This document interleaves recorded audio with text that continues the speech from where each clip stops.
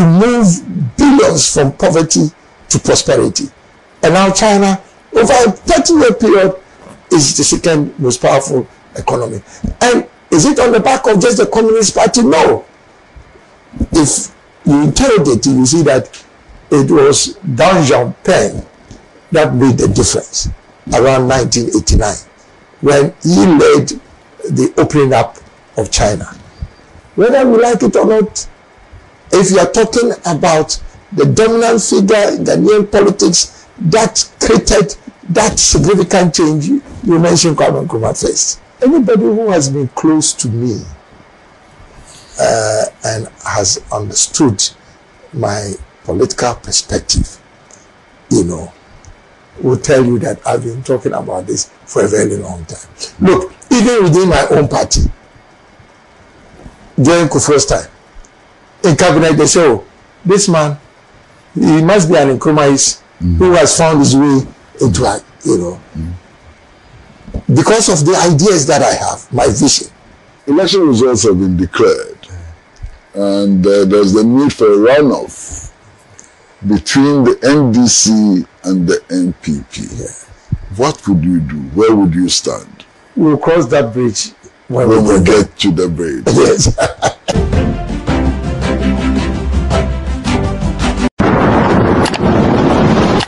Whenever I say my PENDREAM TV there, I see them yopo. You were till for a PENDREAM TV in Pacho. When you say the news not all for my near bro. News say our babeti in Pacho. So what when one drink Trebia and also what drink Trefa. News be I present your platform where you saw for your voice note not for sending it. I was 0277 128 777. The debate 2 PENDREAM FM so Magana for Ninati Onka. Yanko T and a story I did bro. Springs is open to you for development. Our on-site sales executives are ready. Call.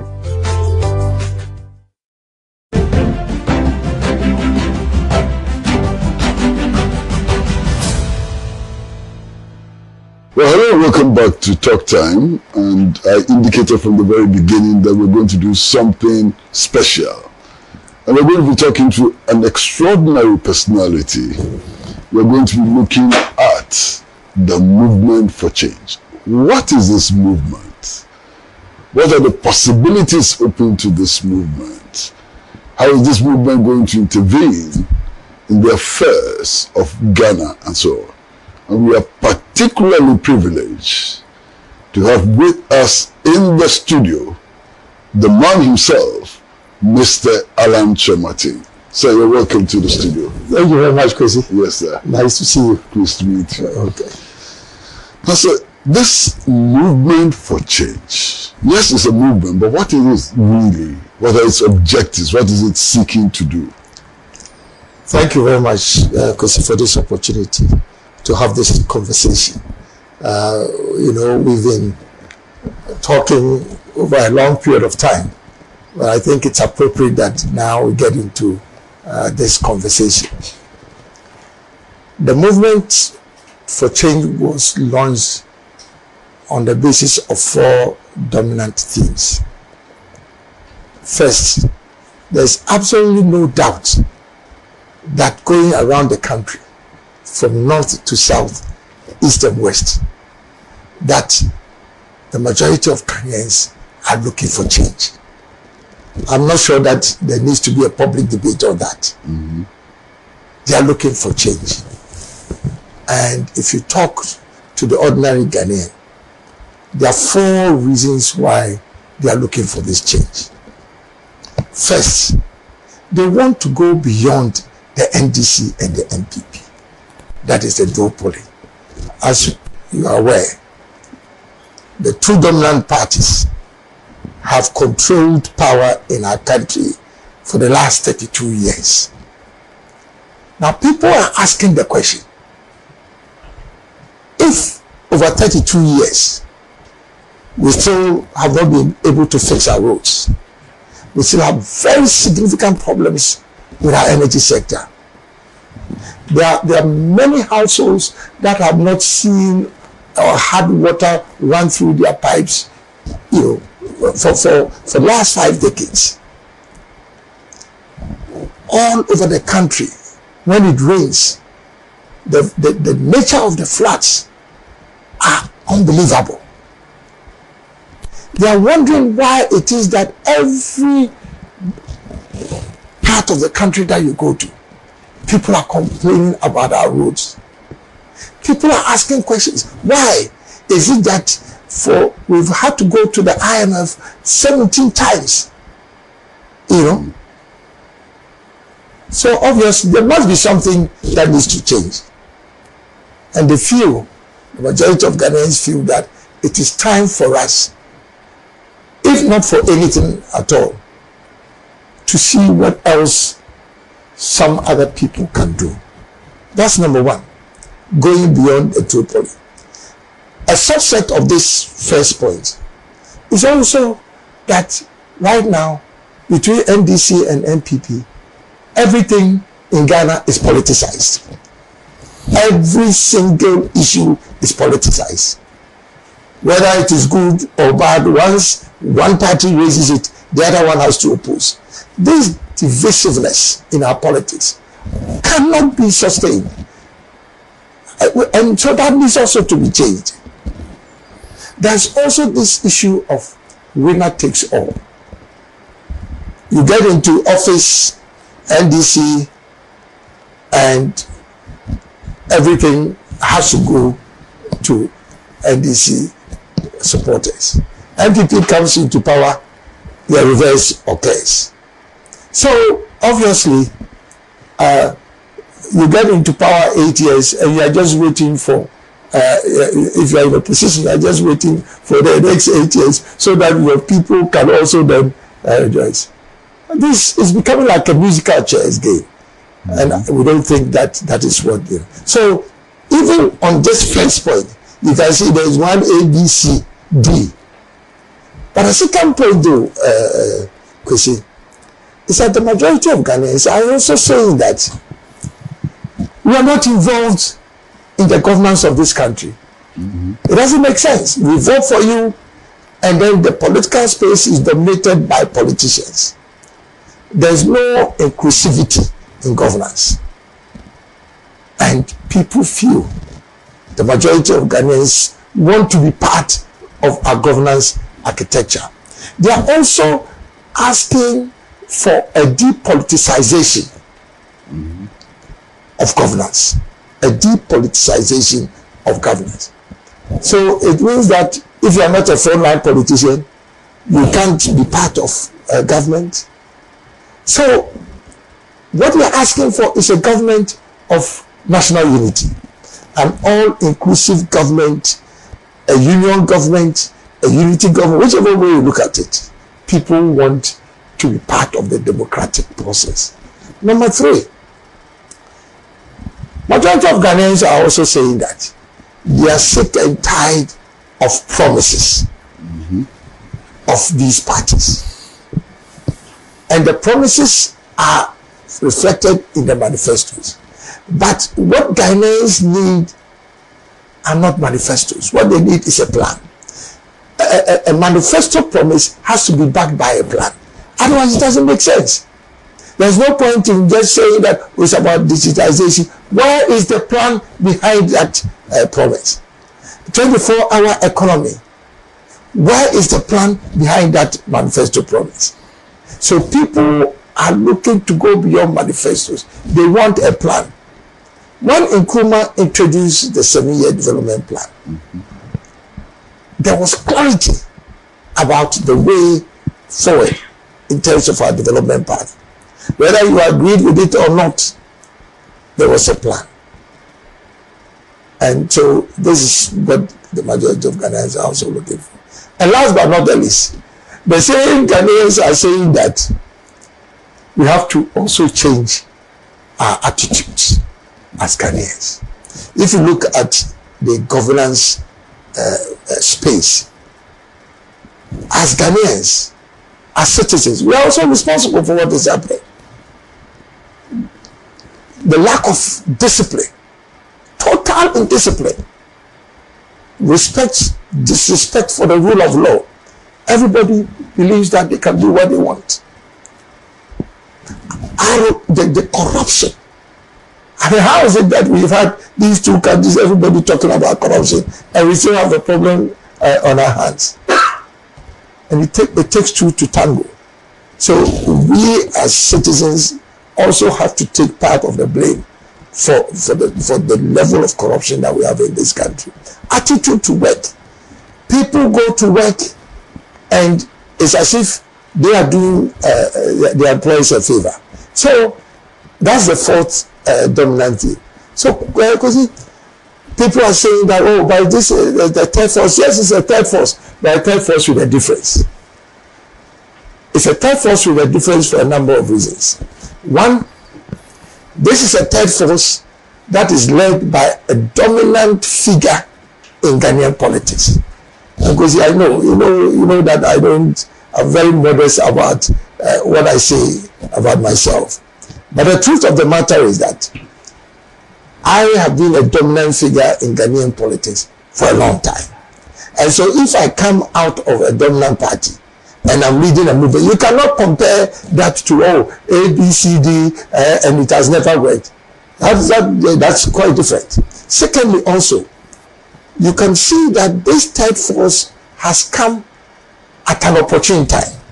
It has come at a time when generally people are very despondent, about the state of the nation, So it is slightly different from what has been happening, And thirdly, it is very clear that Ghanaians believe that their transformation will not occur on the back of parties, but on the back of leadership. It's a question of leadership. And the reason why I say this is that if you look at our constitution, it vests so much power and authority in one person, who is the president. So how is it that you can elect a president who has so much power on the basis of the color of his party? Does it make sense? That somebody who has such authority to make the country is selected on the basis of the color of his party? No. The great nations of this world were built not on the back of parties, but on the back of individuals. Great men. Lee Kuan Yew. Do you even remember what Lee Kuan Yew's party was? You want it. Now when we talk about Singapore, it's about one person. China. Look, we are talking about 30 years between MPP and NDC. It took China around the same 30 years to move billions from poverty to prosperity. And now China, over a 30-year period, is the second most powerful economy. And is it on the back of just the Communist Party? No. If you interrogate it, you see that it was Deng Xiaoping that made the difference around 1989 when he led the opening up of China. In Ghana, it's the same thing. Whether we like it or not, if you are talking about the dominant figure in Ghanaian politics that created that significant change, you mentioned Kwame Nkrumah first. It was not the CPP. So that's why when they mention Nkrumah, not the CPP.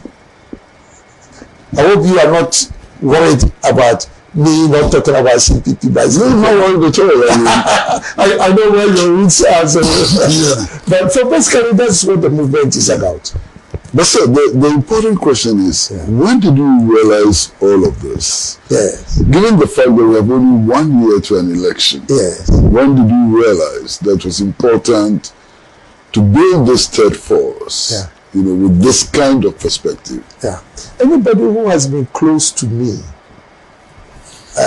and has understood my political perspective, will tell you that I've been talking about this for a very long time. Look, even within my own party, during Kufuor's time, in cabinet, they say, oh, this man, he must be an Nkrumahist who has found his way into it, because of the ideas that I have, my vision. Even Nana Kufuor's government, they say I'm NDC. I'm a founding member of the MPP. You know, born and bred in that family. So, I mean, people who have listened to me and who know me would recall I've been talking about the fact that it must be Ghana first, not our political parties. So if people are aligning me to other parties, then you can see that Allan is for Ghana.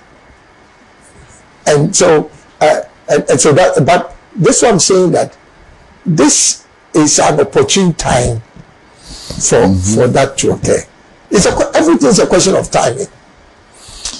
That's it. Is it true that your movement will not be fielding parliamentarians? I would say yes. In principle. In principle. Because the argument that we have been making is that the parties can exist. Sure. They can exist, but only for purposes of our parliamentary elections. When it comes to the presidential elections, we are looking for a man and not a party. The parliamentarians represent the interest of their constituents, and their constituents are either NDC or MPP, and those who don't want to be part of both, they would normally vote for an independent party. But the focus of the movement is not on electing people into parliament. It's about the presidency. We have an executive presidency. So the thrust of politics ought to be focused on who is the president, because that's the executive presidency format that we are in. However, there are people who believe in the principles of the movement and may then on that basis decide that they want to participate in the parliamentary elections. Why not? I will not stop them. You know, so on that score for the parliamentary elections, people are free to decide where they want to cast their votes.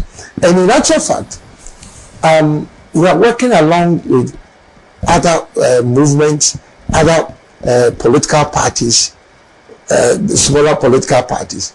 And I feel that we should give individuals the right to choose which parties they want to, including independent candidates. So there are two sides of the same coin. But in my case, it's like buy one and get one free. If you vote for Allan, you get your MP free. As you decide. Yeah.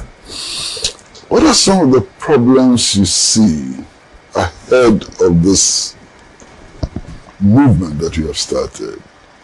You appear to be doing very well. Yes. I mean, the thousands are gathering and so on. Are there some obstacles that you see, and how do you intend to overcome those obstacles? The first obstacle is changing the mindset of Ghanaians. And I can understand our political history has not been kind to third force movements or parties or even independent candidates. So you can understand the apprehension. But that's why I said in the beginning that mindset is changing with this movement because of the reasons that I gave. That the one leading the movement is different. The circumstances that have led to the movement are different, and also other things, you know. So the challenge that I see first is with the mindset, changing the mindset of Ghanaians. But that, I believe, is already okay. The change is okay. Because you see, there is no way that you can have an individual within 2 months of establishing a movement be able to mobilize people on the streets for a walk, for a social event, you know, in the heart of the second most populous I think it's the second most populous region, you know, but the heartbeat of Ghanaian politics, there's no doubt about it. That is not possible.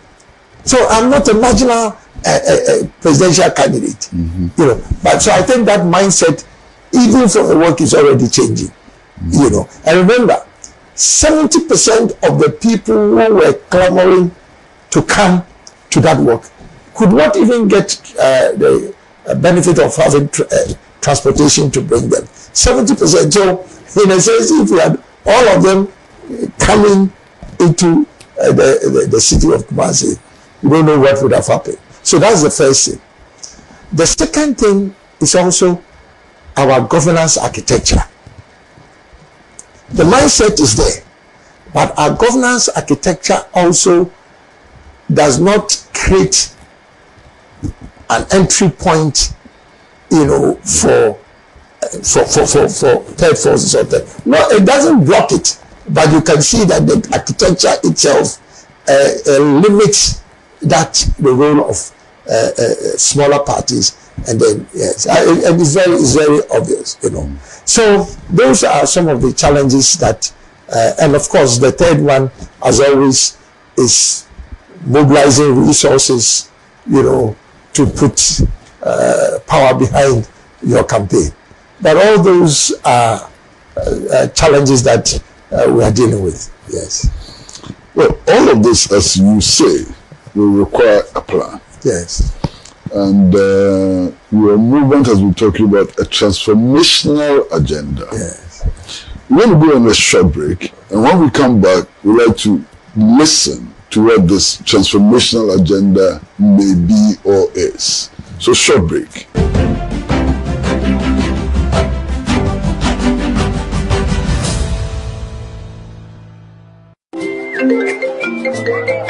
Hello, information.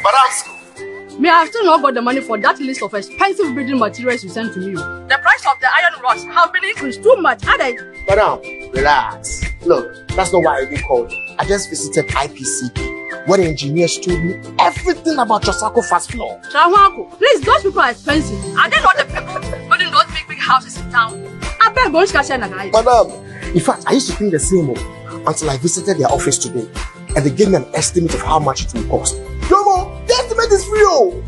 It's cheaper than the one I even sent you. Wow. Building contractors, foremen, masons. Visit IPCP, the Trasacco Fast Floor. Engineers will assist you build an affordable, faster and stronger building.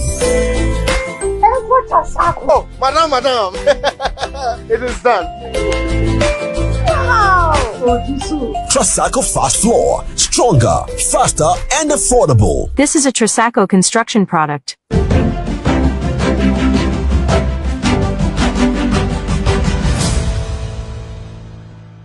Well, hello and welcome back to Talk Time. And we are in conversation with Mr. Allan Kyeremanteng, obviously the leader and prime mover of the movement for change.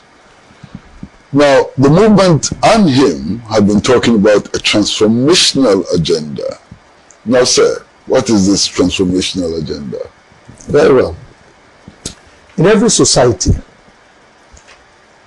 if you are looking for growth, you can have what is called incremental growth, or you can have what is called transformational change. The two are different. They are all changes. However, one is linear and is marginal. And obviously, you can have a situation where along the path of growth, there can be a recession. You can actually go back. So the change can be positive, it can be negative. But if you want sustained change, then it has to be transformation. And when you talk, even from the ordinary use of the word transformation, anytime transformation occurs, it changes the nature and substance of an entity. So going back does not, it's not an option. It's almost like if you are looking at cocoa beans, you know. Now, if you are adding value to cocoa and you are transforming it, once it gets to the level of chocolate, then there's no resemblance to the cocoa pod. That's complete transformation of what the cocoa pod is. So what Africa needs is not change but transformation. And in that regard, they are looking for transformational leaders. And that's what I represent at this time of our country's history. All the great leaders that I talked about were transformational leaders. And that's why we still talk about them. And Ghana has come to a point where the only way we can avoid going back to the IMF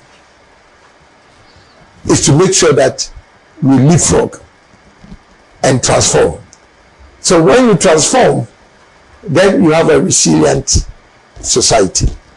And that's what my great transformational plan is about. So the brand itself is pregnant with meaning. It is great, and it's transformational, and it is a plan. So 3 in 1, great, and it is transformational, and it's a plan. So if you interrogate this plan, there are 15 components of the plan. Now, these are basically almost like the pillars of the plan.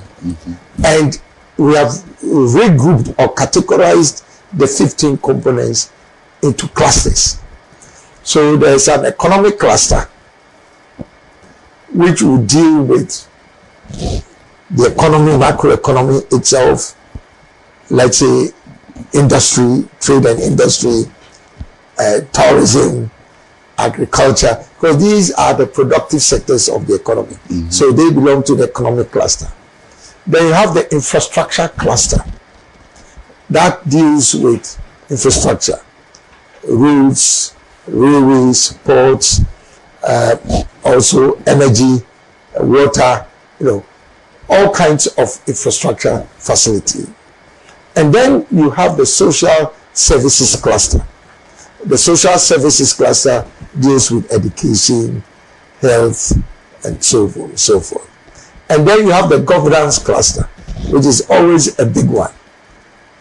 Corruption, these behavioral attitudinal changes, and then let's say constitutional reforms that are required to be able to change our governance. So the GTP is a comprehensive, integrated plan for Ghana's socio-economic and political development agenda. And if you have time to read it, you see that under each component in the cluster, there are very specific policy recommendations that are designed to address current challenges. So if you take the economic cluster and the macroeconomic sub-team in that one, and you take all the variables, let's say inflation, there are specific policy recommendations that will bring inflation down to single digit on a sustainable basis. Not this kind of yo-yo where now it comes down and then goes up. The same thing with our currency. Very specific recommendations on how to stabilize our currency. Interest rates. I mean, Kwesi, how can we imagine that you are borrowing at 35% as a businessman, and somebody else in another African country is borrowing at 6% interest rates, and in the United States you are borrowing at 2%, and you are all competing in the global market? How can you survive? So again, there are prescriptions that will deal with that. There are prescriptions that will help us optimize our revenue, because if you look at our GDP to revenue ratio, is one of the lowest, not only in Africa but around the world. And we need to be able to, because if you don't have revenue, you cannot support development as a country. There are prescriptions related to expenditure control, how to reduce our expenditure within the limits of our capabilities.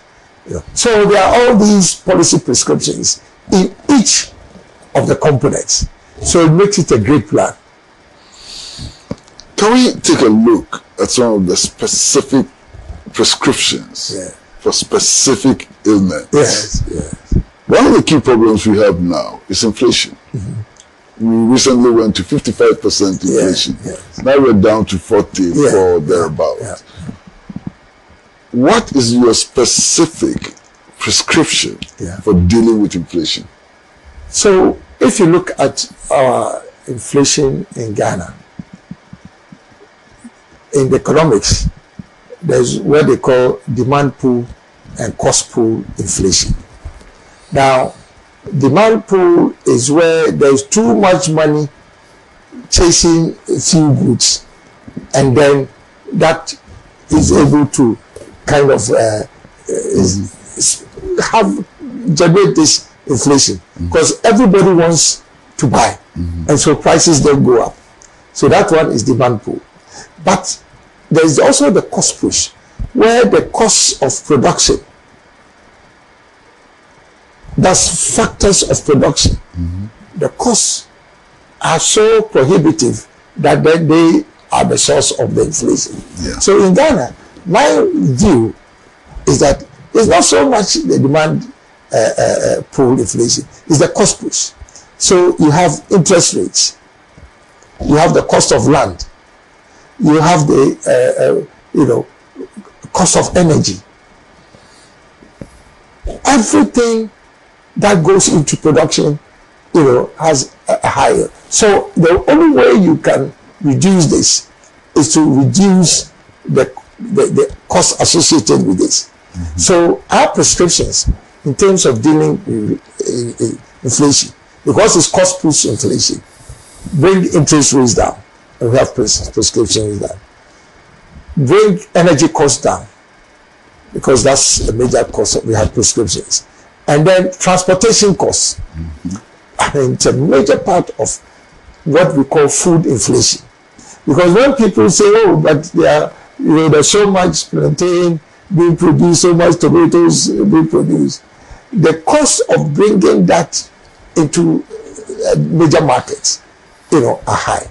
So our prescription basically also deals with how to reduce transport costs. So if you look at the basket of goods that are used to calculate inflation, our prescriptions are addressing each of those items in the basket of goods. So that's how we would deal with inflation.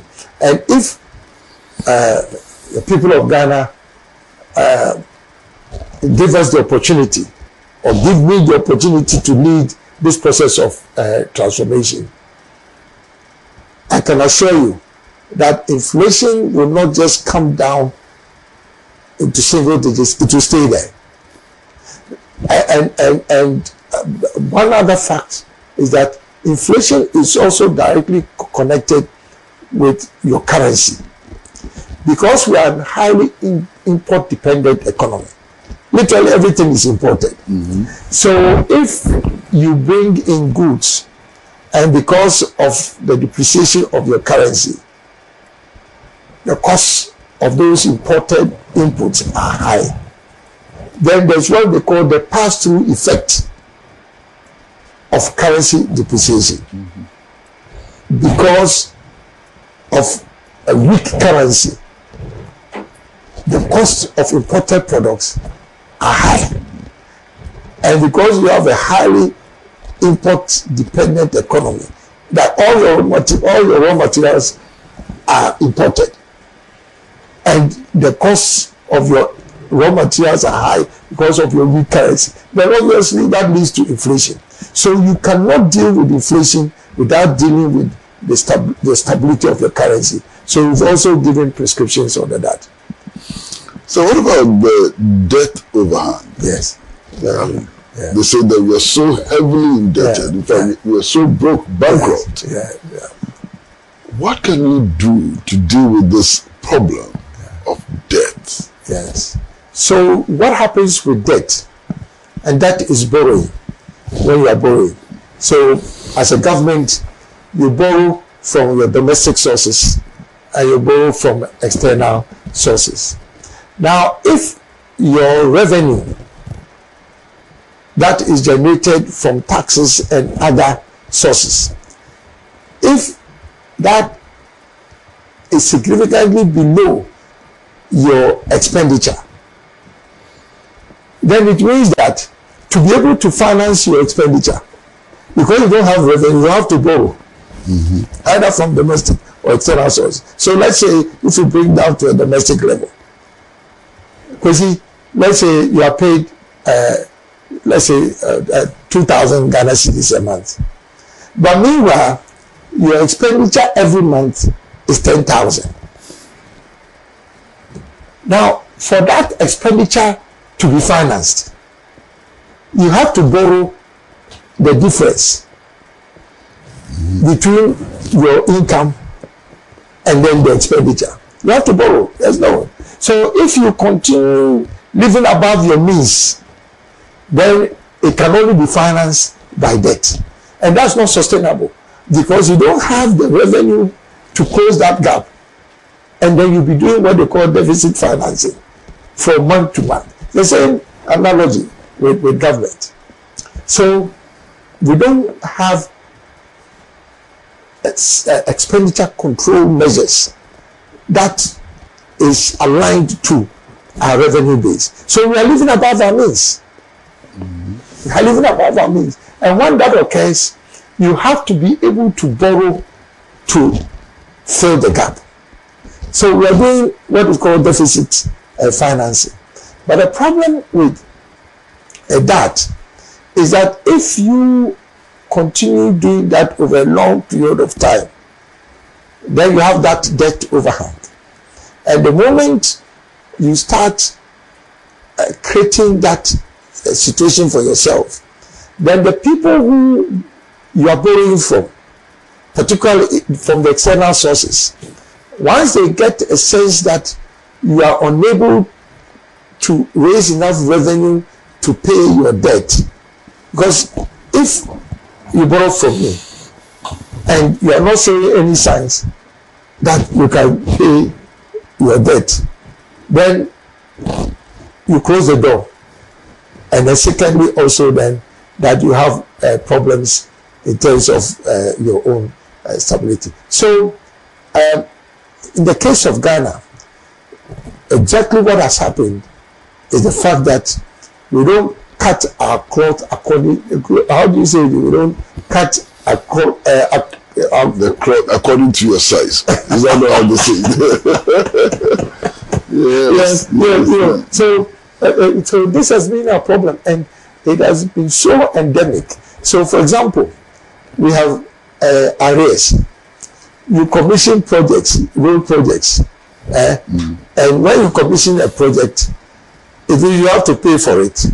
So if you don't pay your contractors, you are accumulating arrears, and the arrears also constitute debt. So it's like you owe the contractors. So that's debt. The national health insurance, your premium that you collect, which is your income, is unable to finance the cost of the delivery of the health services. So you owe the service providers. So you are owing everywhere. Now, if you start doing that, your economy will crash. And that's exactly what I did. So in our case, for example, we borrowed to the extent that it was clear that we would not be able to, let's say, pay our debts. Yeah. And then once you do that, then your credit rating agencies start, I would say, downgrading your economy. And when they downgrade your economy, then your external debtors particularly then have a sense that you are not a worthy creditor, and so then they start moving out their investments, and they close their doors to you in terms of your ability to borrow more. So let us assume that this great transformational plan can work and can solve all the problems that you have enumerated. Yeah. But as President of the Republic of Ghana, you cannot work alone. Yes. Do you have a team that can implement this great transformational agenda or plan? Yes. That's a great question. And it speaks very much to the second pillar of the philosophy of the movement for change. If you recall, I said, we need an inclusive government. All hands on deck. We need to use our human resource and talents from everywhere that we can mobilize them, both within Ghana and then outside the country. And it doesn't matter which party you belong to. It doesn't matter your ethnic affiliation. That if you have a government of national unity, then implementing the great transformational plan on the basis of the philosophy of the movement of change, where we are talking about a union government or a government of national unity, means that you bring talents from wherever you can get those talents to be able to work to support the plan. So the team, and that's the advantage you have with a leader like myself, who is independent of the parties, and I'm not handcuffed, I'm not restricted to choosing people only from my party. So when I talk about the leader, it is in effect saying that I'm the leader that can respond to the demands of a government of national unity. Because I'll bring people from MPP, I'll bring people from NDC, I'll bring people from CPP. I've always made this point that, Kwesi, if you look at the caliber of people within the CPP, particularly the young ones, you'll be shocked. There's so much talent, even though now, but they don't come up. Nobody even recognizes them. Now, if you take your time and look at the people within that, even within their small enclave that they have. So it means that you can bring people from, but not just the political parties.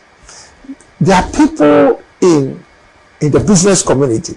I mean, why is it that, my younger brother, Kennedy Japan, has great ideas. You understand me?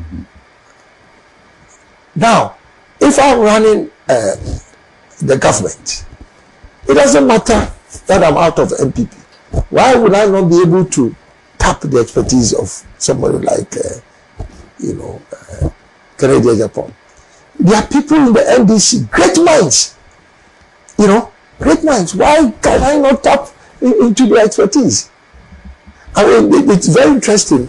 One of the periods in our history where tourism actually blossomed was when you had Kwesi, who I think also was from the CPP group, and you had someone like Mike Gizo, who had been part of the PNDC, NDC, So, you see, all these people are there. Now, why is it that it is, if you are not MPP or you are not NDC, during the term of office of these parties, it means that you cannot be part of the government. So, my team will come from, it will be Team Ghana, not Team MPP or Team NDC. And also people in the diaspora. Because you know that there are great talents outside. When I was ambassador, Ghana's ambassador to the United States, 2001 to 2003, I introduced what they call the Ghana Skills Bank, which was documenting the skills of all the professionals that we have in the diaspora, And I was amazed the kind of talent that we have. People who profile themselves, this CEO of this, CEO of that, great guys. We are not using them. So I'm sitting here and facing you. And you, for example. And asking questions and so on. Yeah. And something is just hitting me. Yes. You sound so much like President Kufuor. Really? Yes. In everything. Yes, yes. What, have you been associated with him for a long time? What is the connection? Was even some of the ideas appear to be similar? Yes, very much so. You know, myself and President Kufuor is like a second senior brother to me. We come a long way, even from our family, connections. You know, come from a long. And actually, incidentally, my father was the mayor of Kumasi. At that time, they called Tankard, many years ago. And eventually, President Kufuor also, many years later, he became, my father was the minister, or at that time they were called commissioner for local government during the NLC days, And later on, Kufuor also, remember, had a short stint in the Rawlings's regime. So both from the family connection and then the professional connection, basically we've had that interaction. But fast forward, when he was running to be president, I played a major role, albeit behind the scenes, in terms of the strategy and execution of the strategy that helped him to come into power. And finally, when he came into power also, I introduced some of the most innovative programs and initiatives, the PSIs, the Presidential Special Initiatives, for example, Wednesday by myself, and many other programs and projects. And you remember during Kufuor's time, this whole thing about the golden age of business and the fact that the private sector really was booming then, because I was in charge of not just trade and industry, but also of the private sector development and presidential special initiatives.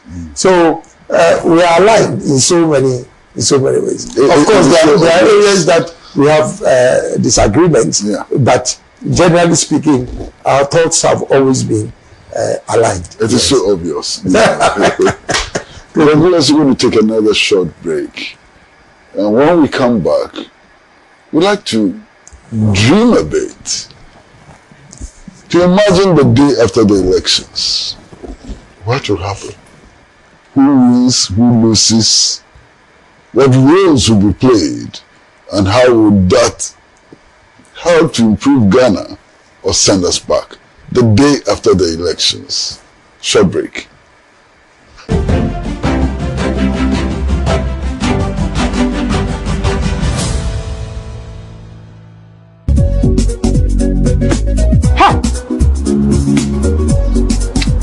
Okay, well, there's some local fast food.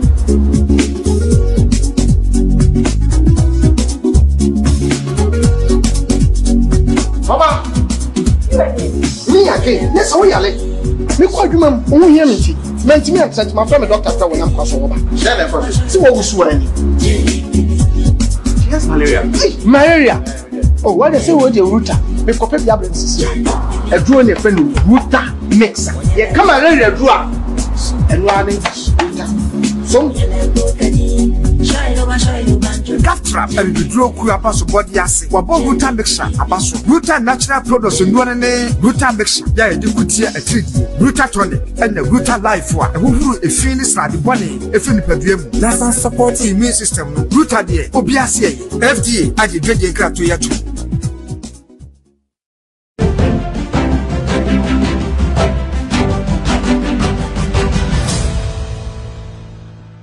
Welcome back to Talk Time, and as I promised you from the beginning, we are talking to a very exciting and extraordinary man.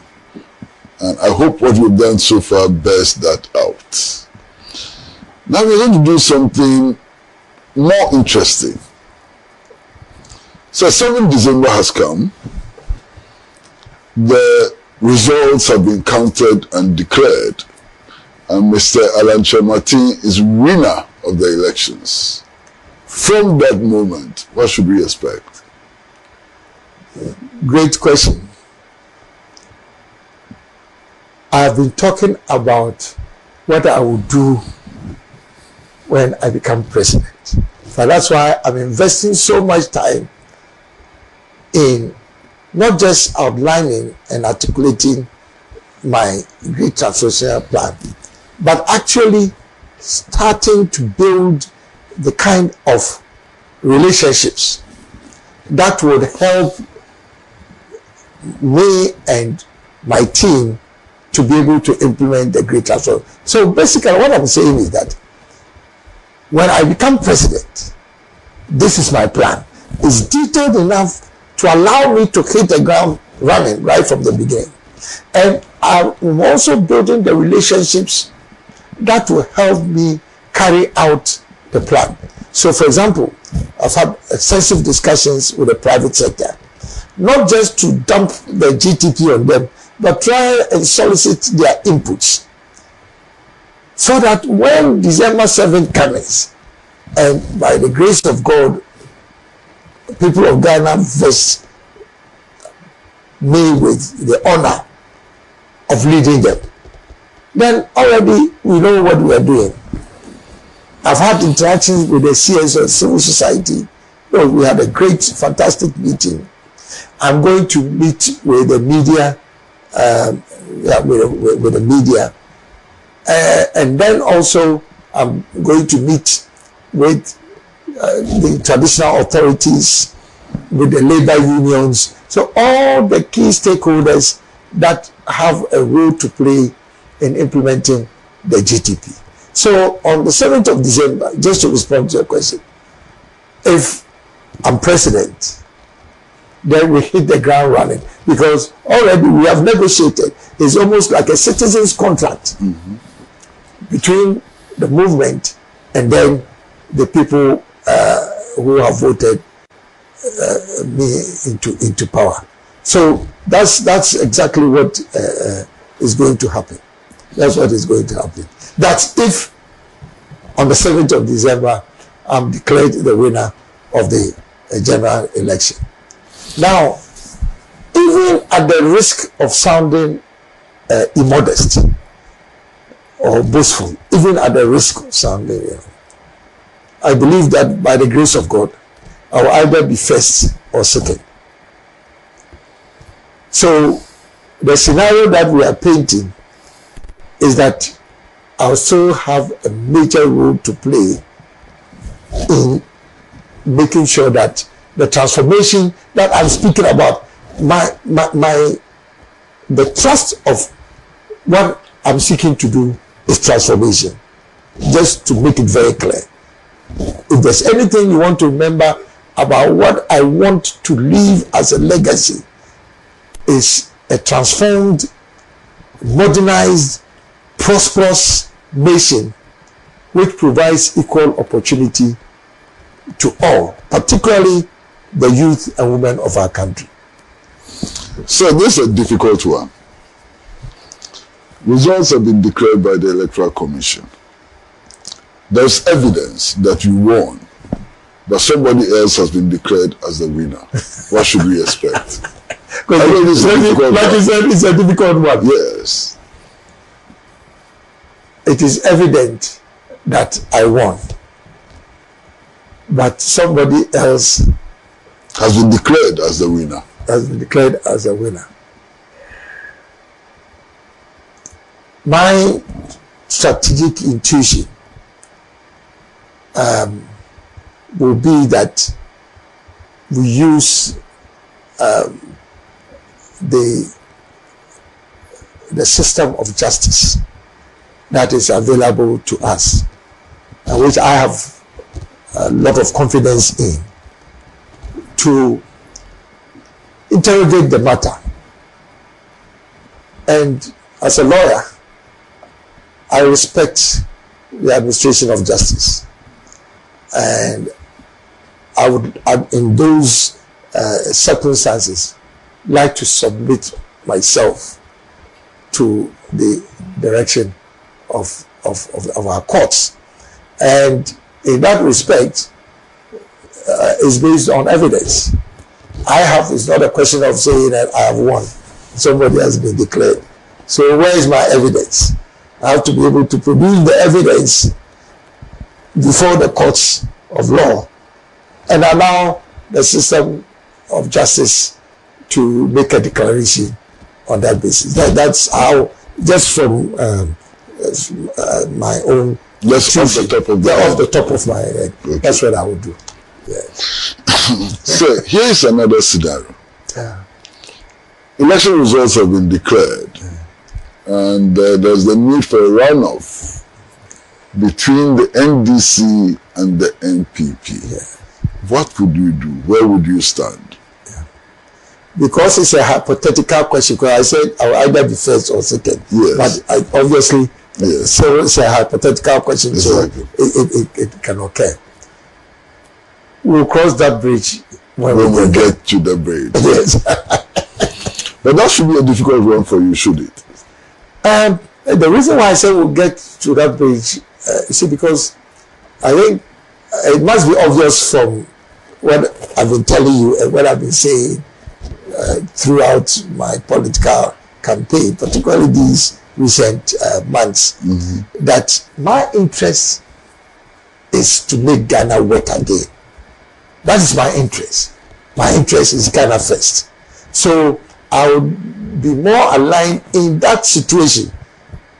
I'll be more aligned to whichever party seeks to be aligned to the transformational agenda.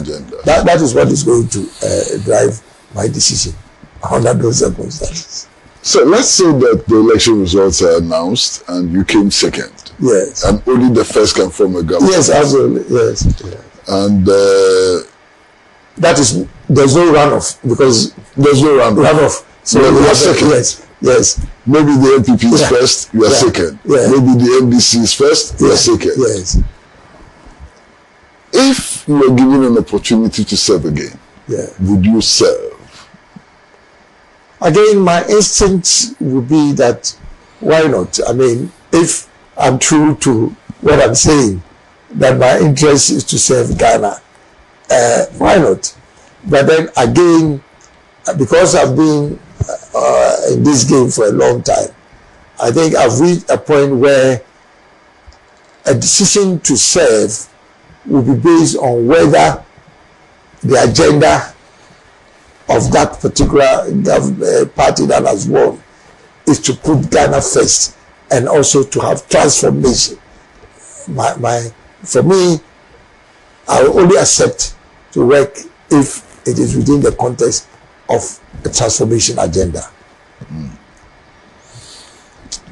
Short break again, and when we come back, I'm going to ask questions which are not perhaps so serious, but would nonetheless may be interesting. For example, we'd like to find out why the movement chose the butterfly as a symbol. And all the activities that we have seen, we've seen the domination of yellow all over the place. What is in this yellow? You know, so when we come back, we'll try and deal with some of these questions. Short break.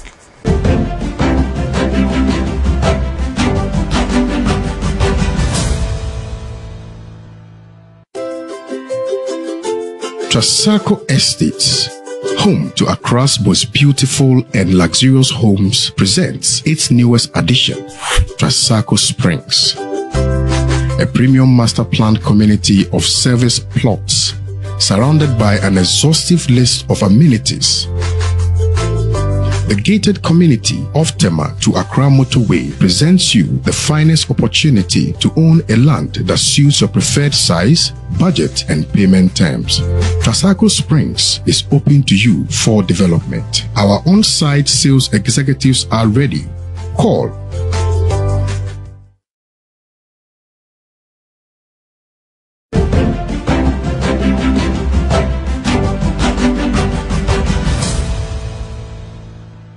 Welcome back to Talk Time. Now, sir, Why the butterfly? Interesting question. Kwesi, for the last couple of minutes, we've been talking about transformation. And I was looking for a symbol that represents transformation. And I could not go beyond the butterfly. Because the butterfly, if you read up on it, the butterfly is a symbol not just for change, but for transformation. Because if you track the evolution, the genetic evolution of a butterfly, where it starts from, you know, from the live caterpillar to, you know, to its final stage of a butterfly, you would understand why it is the greatest symbol of transformation. Where it starts from and where it finally lands at a butterfly. But it's also a symbol of hope, of strength, of endurance. Because the process through which that becomes a butterfly is a symbol of endurance. And so that's why we chose that. And also there's a certain sense of elegance and beauty associated with butterfly. And we actually also chose the monarch butterfly, which is the king of kings within butterflies, and could be assumed to be the best reflection of what a butterfly stands for. That's the monarch butterfly. What about its role in pollination?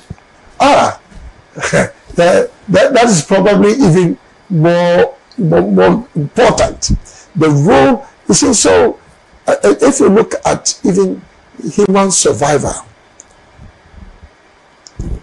and the role that you just talked about, pollination, in terms of food, in terms of, you know, it is so extensive if you read about it, you know.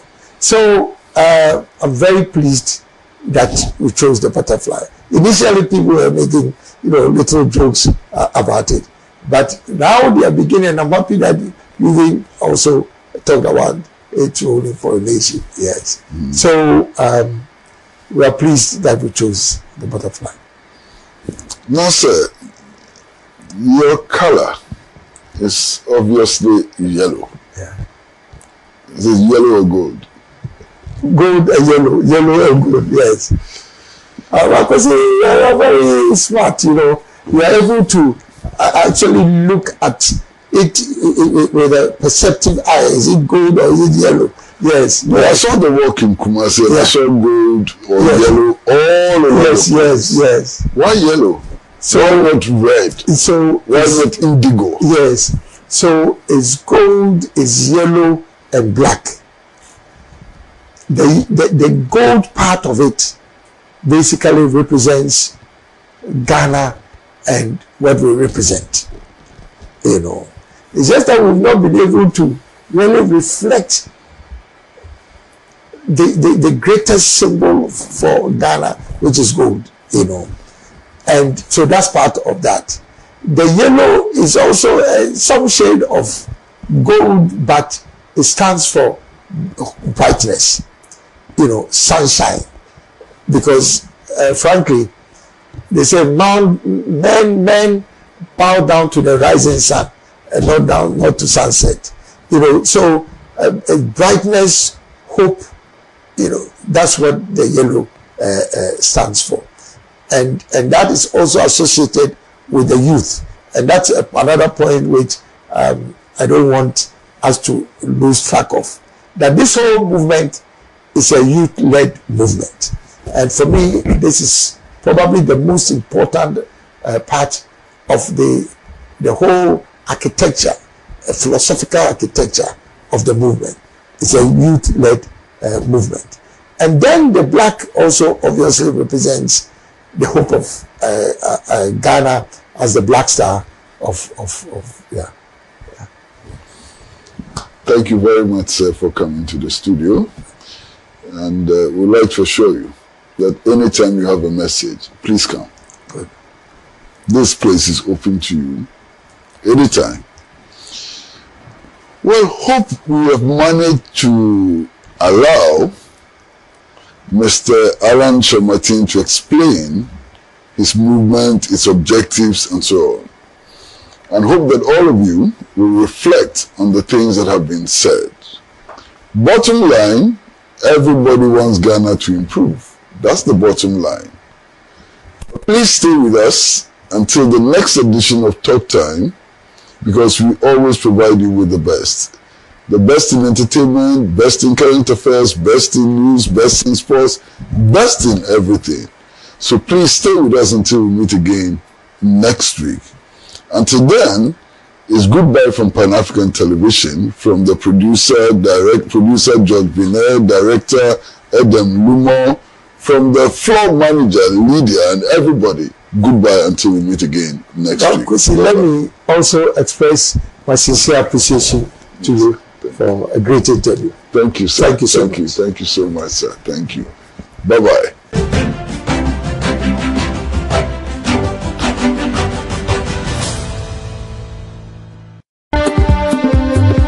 Story OTCC a platform my friend PENDREAM TV and I uti story no na o feedback we here and story our tie no any story be our platform no so be our tie o pese o my feedback no fafa WhatsApp message or WhatsApp number 0277128777 na yebebo e wo PENDREAM FM Ghana for nyina ate won ka Debi kama mamena PENDREAM TV ase na so far so good say open online portal e wo Ghana nipa share nipa follow nipa comment here to my best of knowledge without any biases PENDREAM TV